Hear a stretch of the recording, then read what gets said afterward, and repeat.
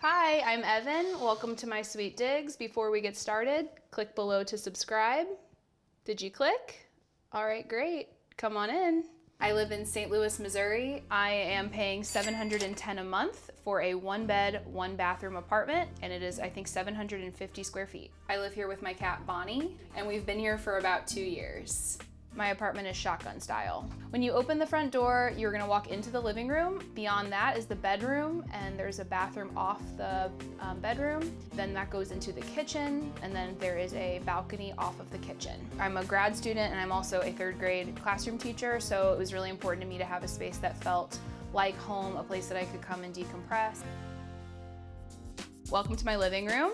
This space is being utilized right now as an office space. This is my desk, overlooking a beautiful park just across the street. This chair is not the most comfortable, it's just sort of for aesthetics. I didn't intend to be sitting here for, a great length of time, but since we've been quarantined, I'm using the space a whole lot more now.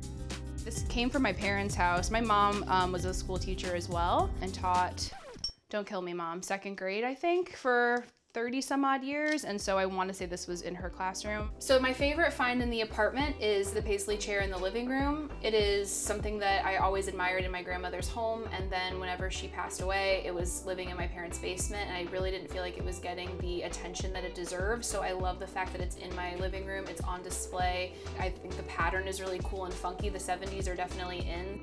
During quarantine, I have acquired lots of new plants. I liked plants before, but definitely I was spending a lot more time in this space, and I just started to get really into collecting new plants. So this is my cactus corner. I have a rickrack cactus over here, and I love this plant right here. This is a rubber plant. That's my tetrasperma plant over here. I love it because it's growing super tall. This is like a climber, and it's in my please don't die pot. I have discovered that owning multiple plants is actually pretty similar to only owning one or two plants. If you're gonna water one, it's easy to water them all. It's not hoarding if it's books or plants.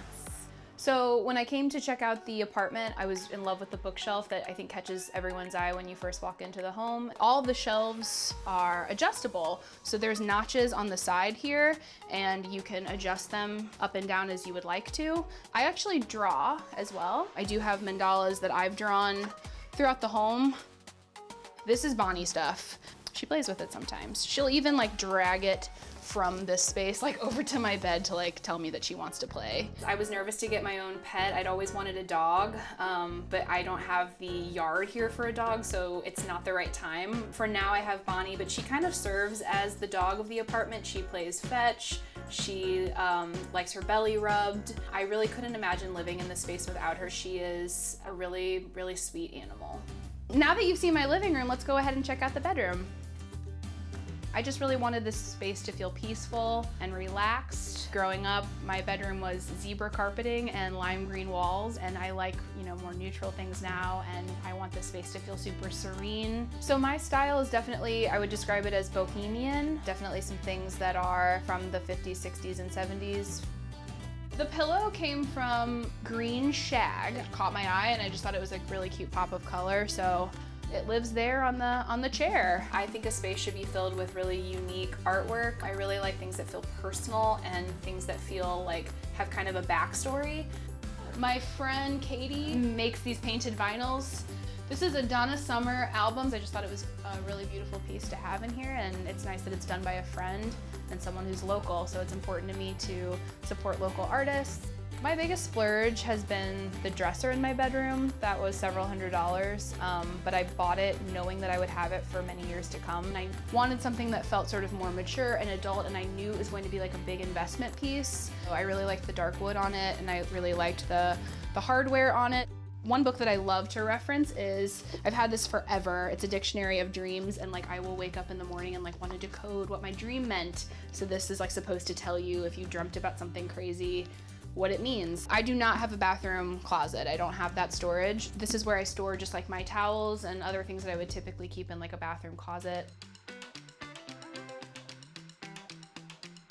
The bathroom, it was really important to me that this was also serene. I kind of was inspired by this green tile that's going up. It's kind of that mint green color, and I really liked that. I have green tile on the floor in here as well.